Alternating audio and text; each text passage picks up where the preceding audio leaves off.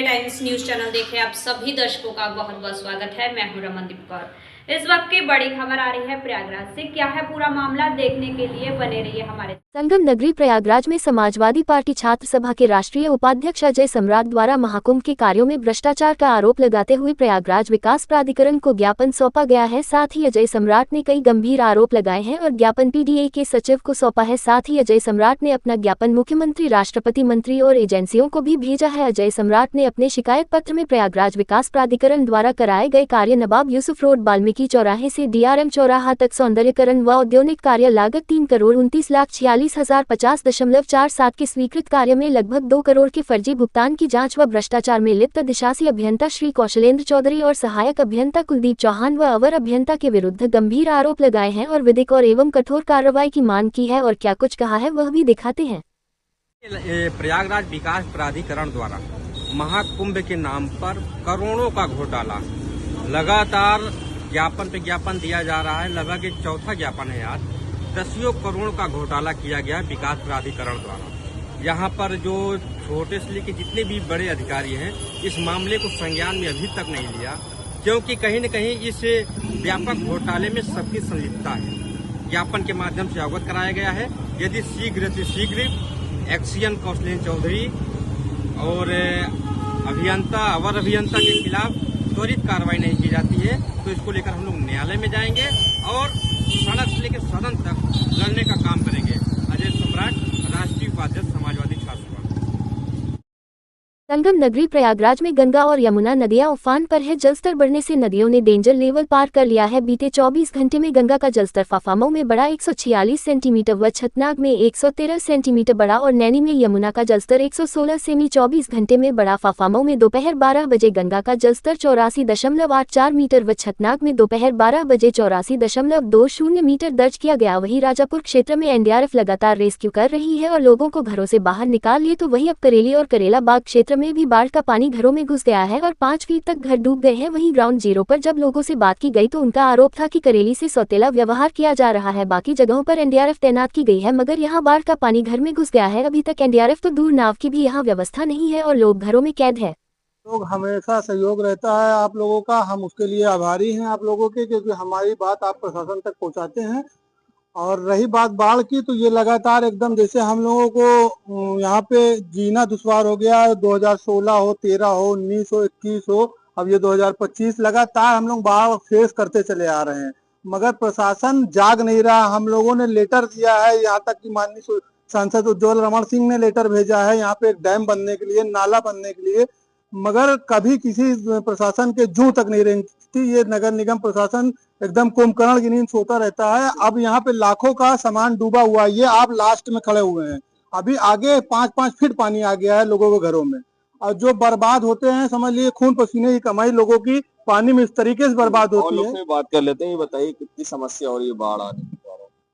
हर बार की तरह इस बार भी हम लोगों के साथ सौतेला व्यवहार होता है, वही अब की भी हो रहा है। राजापुर में एनडीआरएफ की टीम है, एसडीआरएफ टीम है, यहाँ पे ना कोई नाव है ना बोट है, कोई अधिकारी सुध लेने वाला यहाँ पर नहीं है। चलिए, और बहुत सी दिक्कतें आती हैं यहाँ पे, जैसे आप देख रहे हैं तमाम गंदगी का अंबार है और शासन प्रशासन की तरफ से कोई ऐसी सहायता नहीं दी जाती जिससे कि जो लोग डूबे हैं, जो लोग फंसे, उनको निकाला जा सके, उनको उनके गंतव्य तक पहुंचाया जा सके। इस तरीके से अभी तक ना कोई शासन प्रशासन से कोई अभी तक मदद यहाँ मिली नहीं। गंगा में लगातार वृद्धि के चलते आज प्रयागराज में दोनों नदियों ने खतरे के निशान को पार कर लिया, जिससे जलभराव के कारण जन धन की हानि के साथ साथ फसलों को भी गंभीर नुकसान हो रहा है। हर साल जब मां गंगा रौद्र रूप में आती है तो प्रयागराजवासी प्राकृतिक आपदा के संकट का सामना करते हैं। इस विकट परिस्थिति में मां गंगा के रौद्र रूप को शांत करने और जन कल्याण की कामना के साथ आज फाफामऊ पुल के नीचे विशेष गंगा आरती और रुद्राभिषेक का आयोजन किया गया। यह आयोजन गंगा सफाई और जागरूकता अभियान के तहत गंगा सेवा से जुड़े लोगों द्वारा किया गया। इस अवसर पर शहर उत्तरी के विधायक हर्षवर्धन वाजपेयी विशेष रूप से उपस्थित रहे।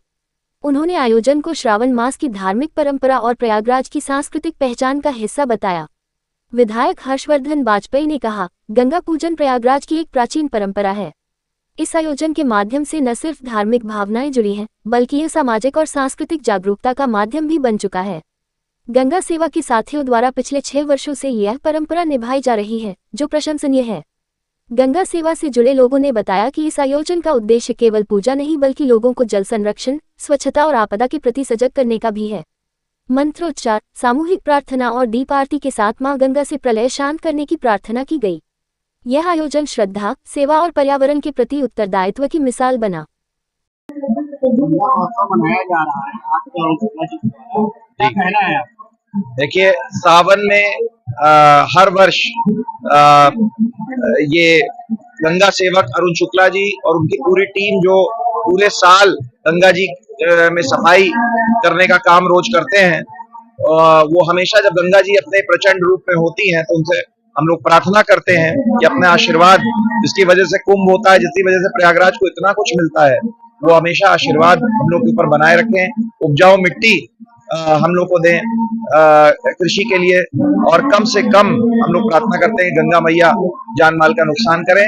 और ये प्राचीन सभ्यता है सनातन धर्म की, वैदिक काल से है, आर्यों की पूजा है गंगा जी की, जो पौराणिक पूजा से भी पुरानी है।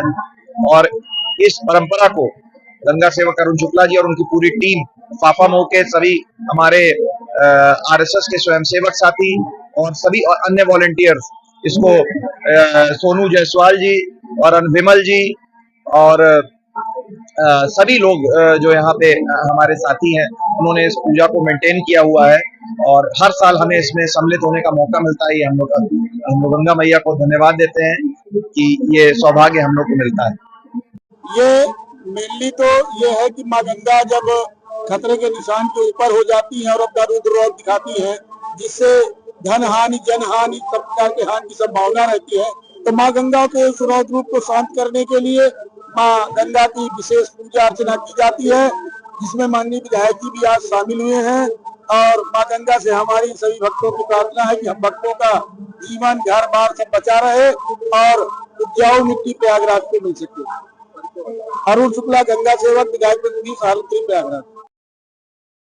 संगम नगरी प्रयागराज में जहां गंगा जमुना ने विकराल रूप धारण किया है तो लोगों की सुरक्षा के लिए राहत शिविर भी बनाए गए हैं। वहीं मंडलायुक्त विजय विश्वास पंत शनिवार को जनपद में मां गंगा एवं मां यमुना नदियों में बाढ़ के दृष्टिगत छोटा बघाड़ा, अलनगंज एवं अन्य क्षेत्रों का एवं वहां पर बनाए गए बाढ़ राहत शिविरों का रात्रि में निरीक्षण किया और बाढ़ राहत शिविर की व्यवस्थाओं का जायजा लेते हुए राहत शिविरों में नियुक्त सभी संबंधित अधिकारियों को आवश्यक निर्देश दिए हैं।